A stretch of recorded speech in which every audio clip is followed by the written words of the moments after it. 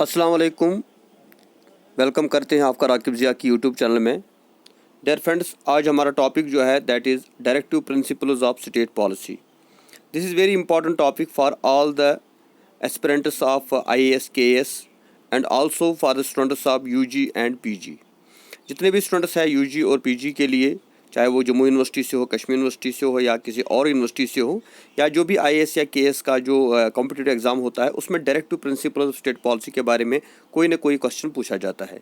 तो आज हम इसी टॉपिक को डिस्कस करेंगे। और जो हमारा UG सेकंड सेमेस्टर है कश्मीर यूनिवर्सिटी का, क्लस्टर यूनिवर्सिटी का या जम्मू यूनिवर्सिटी का, उनके सिलेबस में भी ये टॉपिक है। इसलिए आज हम directive principles of state policy के ऊपर रोशनी डालेंगे। मगर इससे पहले कि हम इस टॉपिक को डिस्कस करें, मैं आपसे बताना चाहूँगा कि आप इस वक्त राकिब ज़िया की यूट्यूब चैनल देख रहे हैं, जो एक वाहिद एजुकेशन चैनल पूरी वैली के अंदर है, जो डिफरेंट क्लास के लिए lectures free of cost provide कर रही है।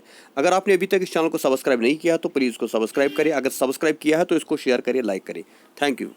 तो आगे बढ़ते हैं। तो directive principle of state policy क्या होता है, इसके बारे में कुछ इंपॉर्टेंट पॉइंट्स पहले आप नोट कर लें। Part 4 of Indian constitution deals with the directive principles of state policy. तो जो कॉन्स्टिट्यूशन ऑफ इंडिया का पार्ट 3 था वो था फंडामेंटल राइट्स, और अब जो पार्ट 4 है that is directive principles of state policy. और जो आर्टिकल्स है article 36 to 51 deals with the directive principles of state policy. Article 36 से लेकर 51 तक जो है directive principles of state policy को डिस्कस किया गया है। देन सबसे इंपॉर्टेंट जो पूछा जाता है वो है कि जो कॉन्स्टिट्यूशन ऑफ इंडिया है उसको हमने बारो किया है from different sources of other constitutions. तो इसीलिए अगर हम डायरेक्टिव प्रिंसिपल्स की बात करें तो that has been borrowed from the constitution of Ireland. इसको हमने आयरलैंड से बारो किया है, कॉन्स्टिट्यूशन ऑफ आयरलैंड से। अब इसके बाद हम जानते हैं कि डायरेक्टिव प्रिंसिपल्स क्या होता है। तो directive principles of state policy जो है, जिसको हम शॉर्ट में DPSP बोलते हैं, तो ये एक basically is a novel feature of Indian constitution. Part 3 में हमने देखा था फंडामेंटल राइट्स को, और अब पार्ट 4 की बात आती है तो इसमें हमने डायरेक्टिव प्रिंसिपल्स को देखा है। तो ये डायरेक्टिव प्रिंसिपल्स इनको क्यों बोलते हैं, एज नाम से ही पता चलेगा कि जो स्टेट की पॉलिसी होती है, इस स्टेट की पॉलिसी को कौन से डायरेक्टिव्स, कौन से प्रिंसिपल्स फॉलो करने हैं वो यहाँ पे डिस्कस किए गए हैं। तो इसलिए अगर हम देखेंगे जो हमारी प्रेजेंट गवर्नमेंट है या जो हमारी फ्यूचर गवर्नमेंट है, उनको जो है ये प्रिंसिपल्स फॉलो करने चाहिए। फॉलो करनी चाहिए का मतलब क्या है कि यार ये फंडामेंटल नहीं है, ये जस्टिसेबल नहीं है, यानी इसके लिए हम किसी कोर्ट ऑफ लॉ में नहीं जा सकते, लेकिन अगर वो फॉलो करे तो दैट विल बी गुड। तो इसीलिए हम कहते हैं कि जो पार्ट 4 है ये हमारा डील करता है directive principles of state policy. और जो फाउंडिंग फादर्स थे कॉन्स्टिट्यूशन ऑफ इंडिया के, तो उनका एम क्या था डायरेक्टिव प्रिंसिपल्स को लाने का, that was welfare state in India, कि वो चाहते थे इंडिया एक वेलफेयर स्टेट बने। वेलफेयर स्टेट क्या होता है, जहाँ पे गरीबों का ख्याल रखा जाए, बिलो पॉवर्टी लाइन का ख्याल रखा जाए, वुमेन्स का ख्याल, हर एक तबके का जो है ख्याल रखा जाए। इसको हम कहते हैं वेलफेयर स्टेट, यानी which provides the greatest happiness for the greatest number of people. तो ये कैसे पॉसिबल होगा, जब हम directive principles of state policies को फॉलो करेंगे। तो इसीलिए हमने कहा कि these principles are non justifiable. Non justifiable का मतलब होता है we can not move any court of law for the enforcement of directive. यानी जिस तरह फंडामेंटल राइट्स अगर हमें नहीं मिलते हैं तो हम जो है सुप्रीम कोर्ट, हाई कोर्ट का दरवाज़ा खटखटा सकते हैं, लेकिन अगर हमें डायरेक्टिव प्रिंसिपल्स स्टेट ने फॉलो नहीं किए तो उसके लिए हम किसी कोर्ट में नहीं जा सकते, यानी क्योंकि ये जो है ये नॉन जस्टिफेबल है। सो इसके बाद क्या होता है कि स्टेट जो है, स्टेट को जो है एक्सपेक्ट करना है कि स्टेट जो है ये प्रिंसिपल्स फॉलो करे, तो दैट विल बी गुड। अब देखा हमने कि जो हमारी कॉन्स्टिट्यूशन ऑफ इंडिया है जब से बनी है तब से बहुत सारे डायरेक्टिव प्रिंसिपल्स को फॉलो किया गया, और कुछ डायरेक्टिव प्रिंसिपल्स को जो है फंडामेंटल राइट में भी लाया गया, जैसे राइट टू एजुकेशन की हम बात करें। तो ये जो डायरेक्टिव प्रिंसिपल्स है इनको हमारे स्कॉलर्स से डिवाइड किया है 4 कैटेगरीज में। तो इन 4 कैटेगरीज में पहली कैटेगरी आती है सोशलिस्ट प्रिंसिपल, दूसरी कैटेगरी में आता है गांधीयन प्रिंसिपल, थर्ड कैटेगरी में आता है लिबरल प्रिंसिपल, और फोर्थ कैटेगरी में आता है जनरल प्रिंसिपल। तो पहले हम डिफाइन करेंगे कि सोशलिस्ट प्रिंसिपल्स क्या होते हैं। वी नो कि इंडिया जो है, India is a socialist country, और हमने सोशलिज्म के पाथ को फॉलो किया है। हम कंप्लीटली रशिया की तरह सोशलिस्ट तो नहीं है, लेकिन कुछ प्रिंसिपल्स हमने यहाँ पे फॉलो किया, क्योंकि जब इंडिया को आज़ादी मिली थी तो उस टाइम हमें पता था कि India was economically, socially, educationally backward, इसलिए हमने सोशलिज्म को फॉलो किया। तो सोशलिस्ट प्रिंसिपल्स की हम बात करें तो उनका मकसद है इंडिया एक वेलफेयर स्टेट बन जाए। इसमें आर्टिकल 38, 39, 41, 42 एंड 43 आता है।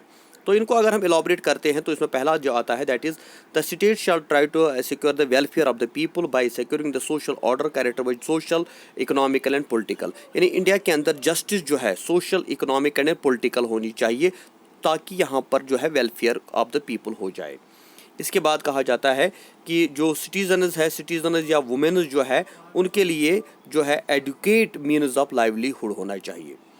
और उसके बाद बोला गया कि जो डिस्ट्रीब्यूशन ऑफ मटेरियल रिसोर्सेज है वो भी इक्वली जो है डिस्ट्रीब्यूट होनी चाहिए, यानी जो कैपिटलिज्म है या जो रिच जो है वो ज़्यादा प्रॉपर्टी को कंट्रोल ना करे, इसको इक्वल डिस्ट्रीब्यूशन कहा जाता है।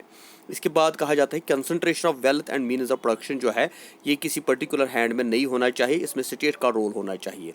और सबसे इंपॉर्टेंट जो है that is equal pay for equal work for man and women, यानी equal pay for equal work होना चाहिए, जो अभी तक तो नहीं हुआ लेकिन ये होना चाहिए। और है to protect the children and youth from exploitation, जो यूथ है जो चिल्ड्रन है उनको एक्सप्लॉयट ना किया जाए।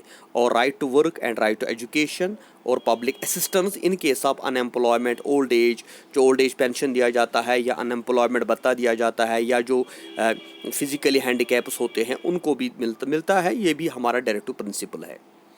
उसके बाद आते हैं गांधीयन प्रिंसिपल। तो गांधी जो है फादर ऑफ नेशन है, तो इसलिए हमने कुछ प्रिंसिपल जो है जो गांधी की आइडियोलॉजी से हमने लिए हैं उनको कहते हैं गांधीयन प्रिंसिपल्स। उसमें विलेज पंचायत का कंसेप्ट आता है, कॉटेज इंडस्ट्रीज़ का कंसेप्ट आता है, रूरल एरियाज़ की डेवलपमेंट आती है, या to promote educational and economical interest of weaker section particularly social castes like schedule tribes and schedule castes जो है उनको जो है एजुकेशनल और इकोनॉमिकल इंटरेस्ट फुलफिल किए जाए।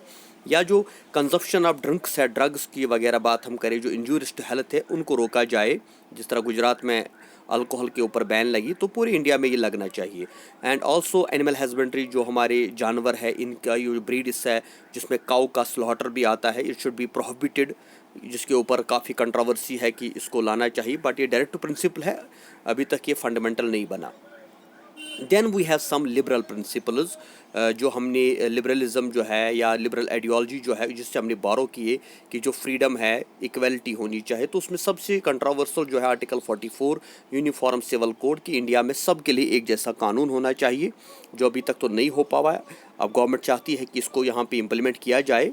And also free and compulsory education to all children up to the age of 14 years within 10 years, अब ये फंडामेंटल राइट बन चुका है।